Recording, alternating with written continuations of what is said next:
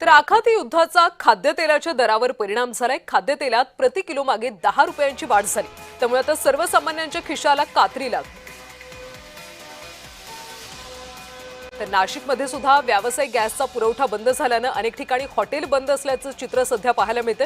ग्राहकांची गैरसोय टाळण्यासाठी आता एक महत्त्वाचा निर्णय घेण्यात आला।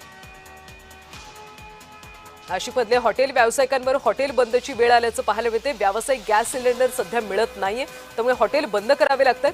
व्यावसायिक गॅसचा पुरवठाच होत नसल्याने हॉटेल बंद केले जातात।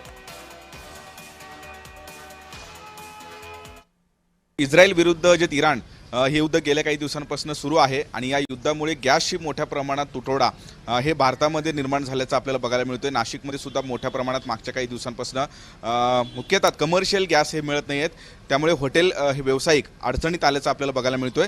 आता नाशिकमधले काही हॉटेल व्यावसायिक जे आहेत ते आपले एकूणच जे हॉटेल बंद करताना आपल्याला बघायला मिळतोय गॅस टंचाईमुळे आम्ही जे आहे दुकान बंद ठेवत आहोत अशा पद्धतीचं बोर्ड आता नाशिकमध्ये ठिकठिकाणी लागल्याचं आपल्याला बघायला मिळतोय। मी आजच हे दुकान बंद ठेवतोय, कारण की माझ्याकडे जो गॅसचा जो पुरवठा आहे तो साधारण 2 ते 2.5 दिवस पुरेल इतकाच आहे आणि उद्या शनिवार उपासचा दिवस आहे आणि रविवारी एकादशी आहे। त्यामुळे मी आज दुकान बंद ठेवण्याचा निर्णय घेतला, कारण की जेणेकरून जर समजा आज आणि उद्या जर सुरू राहिला असतं तर एकादशीच्या दिवशी दुकान बंद राहिलं आणि बरेचसे जे ग्राहक आहे नाशिकचे तर ते शनिवार आणि एकादशी आपल्या इथे बरेचसे लोक उपवास करतात। गॅसचा मुबलक साठा आहे तो आपल्या याच्यासाठी ना, घरच्यांसाठी म्हणजे घरासाठी।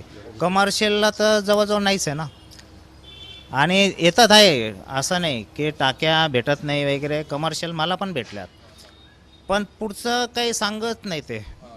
म्हणजे ते आता कालपर्यंत त्यांनी मला दिल्यात आणि सांगितलं की पुढचं आम्ही सांगू नाही शकत। किरण गोटूर, जय महाराष्ट्र न्यूज, नाशिक।